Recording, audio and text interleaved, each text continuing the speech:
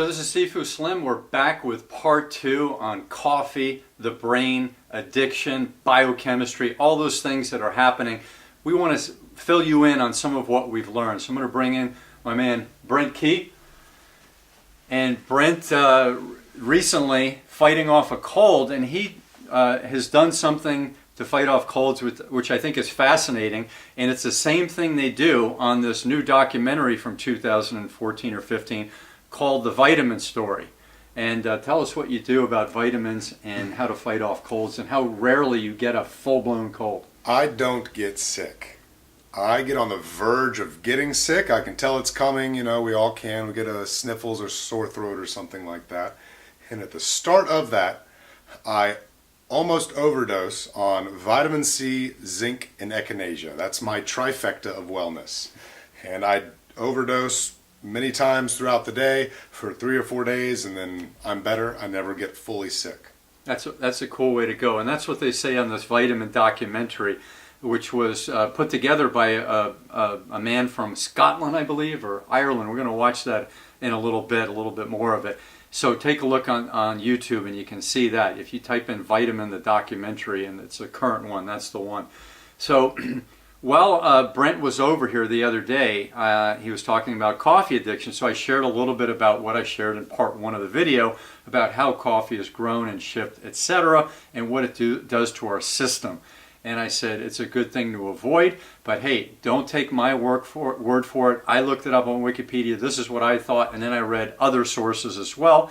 And go home, and if you're interested, take a look at your own information. And so this is what Brent found.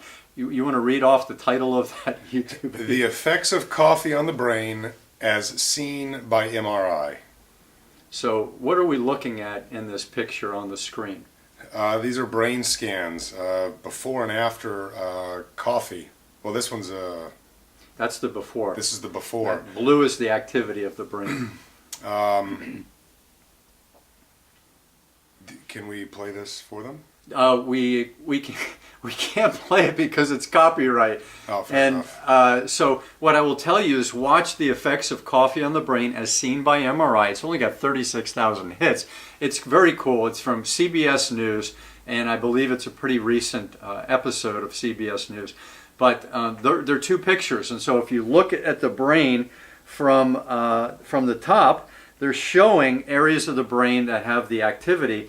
And it's not really a burrito, but it's like a cut up burrito on each side.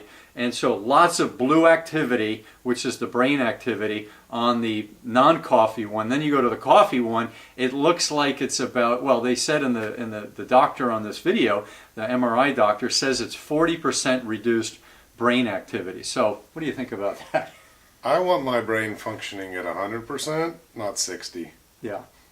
Okay, so the brain needs stimulus, and for years, even just as recently as yesterday, I went in to see my chiropractor and I said, what do you think? Coffee, brain, more stimulation, more activity, or less? And he said, more. And I said, that's the same thing I did. I sent him the video. I said, take a look at this video. It was new news to me. So what we learned about the blood vessels, do you remember that part from the news story? Constricting, etc. It restricts some chemical, thiamine, and which allows for oxygen flow to the brain. So it actually reduces, the caffeine reduces this chemical, which regulates oxygen flow to the brain. So therefore, the caffeine actually reduces oxygen flow to the brain. Yeah, and why does it soup you up? Well, one of the things that caffeine does, and it's the same thing sugar does, is it has you want to get that out of your system. So the body soups up to get that stuff processed and out of your system. So you soup up, and that's where you get part of the energy. Another thing with caffeine is it constricts the blood vessels, which makes heart and everything else work harder to pump that blood. And so that's another reason why you're souped up, and there are probably more hormonal things, etc., related to that. But the brain needs stimulus, the body needs stimulus. Not all the time. We need our downtime, we need our relaxed time, we need sleep and all these things. But we're looking at a picture of the brain over here, and there's blood vessels and electronic stuff happening all over the place. And we can mess that up very easily. We can mess it up with concussion, we can mess it up with stress, with constriction in our neck. Talk on from a massage therapy standpoint on the constriction and releasing the tension. Yeah, absolutely. For example, a pretty common thing is people sitting at a desk all day long, and when people sit like this and then they get stressed out, that constricts those blood vessels, reducing blood flow to the brain and giving people headaches. So often people will get headaches, and it's simply just tight muscles and reduced blood flow to the brain. So tightening everything here, less on all the muscle structures are tightening, constricting on everything. So that's what happens. Less blood flow, less relaxed nerve activity between the brain and the body. And so when I went in for a stiff neck to the chiropractor yesterday, what was he working on? Did he go right to my neck? No, he was working on this area right here, which is related to the neck. And so I'm sure everything's related, but I didn't understand why he went right for that. But believe me, and I had done acupressure on myself with a staff, a long stick that's about this high, and I'm very adept at it. I did that the morning of that visit, which was at 2:30 in the afternoon. I thought I hit all my trigger points. I thought I was going to be very healed from taking care of myself. I went in there and I had trigger points, which means areas that your body's telling you that have blockages and stiffness and overreaction and inflammation possibly. I had them all over the place, but especially in that area, and that was impacting my neck. Your thoughts on that? Yes, your erectors run all the way from the base of your lumbar area all the way up your back and into your neck. So often areas in between the shoulder blades can tighten up and feel like it's your neck, but it's not. Mm-hmm. It can be further down. Yeah. Yep. So interesting stuff. So the brain chemistry, I mean, the chemicals in our body, the glucose and the other nutrients, minerals, etc., they're impacting on how our brain functions, and all these electric gadgets. You know how an airplane, if you pull one plug, the airplane, the motor and all the controls of the airplane, you're going to have problems with that. So you pull one plug and you've got, all these lights, emergency signals going off. If you pulled 3 or 4, 15, 20, you're going to be in big trouble. And that's what's happening in our brain. We have all of these areas that we need to fire purposely well, and so we need to stimulate that. How do you stimulate the brain? Any thoughts on that subject in a positive way? Meditation and yoga, I would say. That sounds like you're removing the stress. You're removing an obstacle so the brain can function better. Is that fitting? Yeah. So the stimulation of the brain, you eliminate stifling or suppressing things that prevent your stimulation. So that's one way to do it. Remaining sedentary is another way, because when you're not moving, you have less blood flow, you have less stress release, you have lless oxygen to the brain. That's a problem. So you're stifling, not stimulating.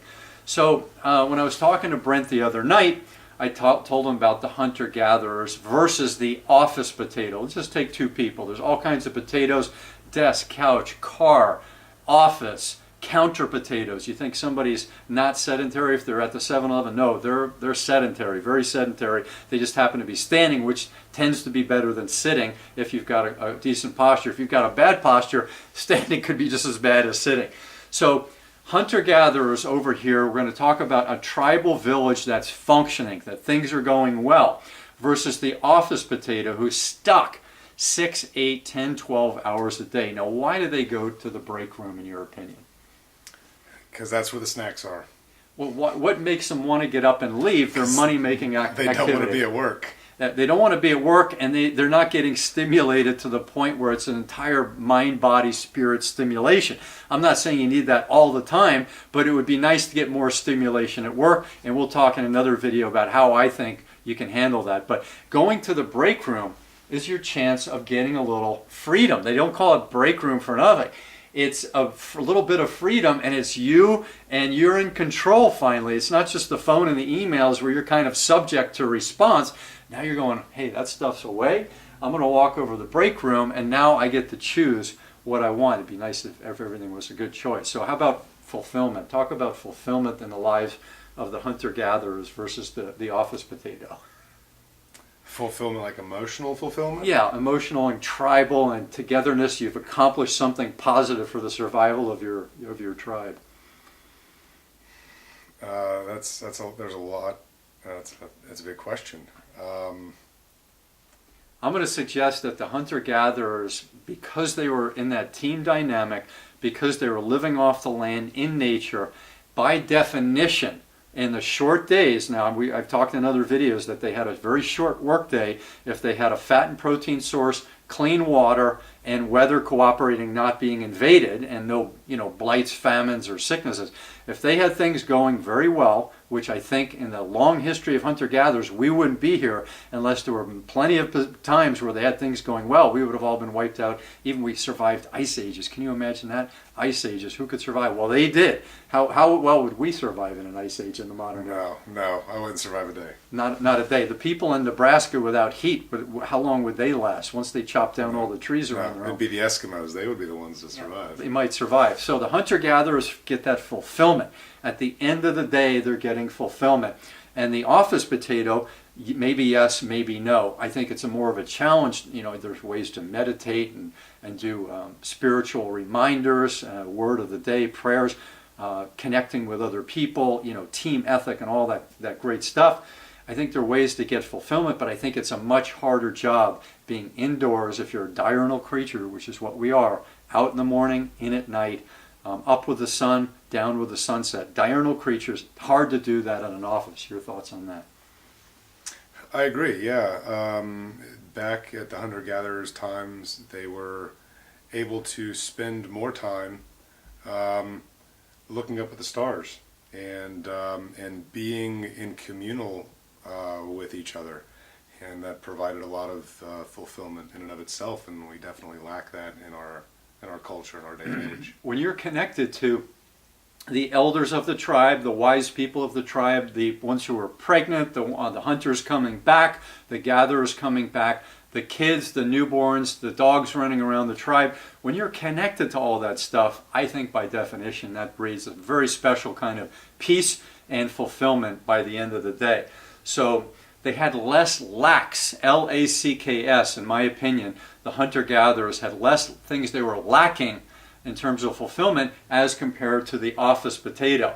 They had more connection, more fulfillment, and here's a biggie. I talk a lot about euphoria, which is the Greek word for health, being euphoric. That didn't just mean getting high, that meant health. And when you're thriving with health, that's like accomplishing the thing that you've most been proud of when you were accomplishing, whether it was building a house, repairing a car, raising a child, giving birth, whatever that was very special to you, and that's a euphoric feeling. And so the hunter-gatherers had that by living, and then they also had time for sex. Now, if you talk to a person who works 15 hours a day and is stressed out in their 40s, talk to them about sex sometime, and it's not always a positive thing. So here's my comment on sex. More time for sex equals more sex, which translates to more ability for sex. The more you get good at it, the more you do it, the more able you are. It's just like someone who can chop wood. The better you do it, the better you are at chopping wood, and the more efficient you are at chopping wood. Your thoughts on that?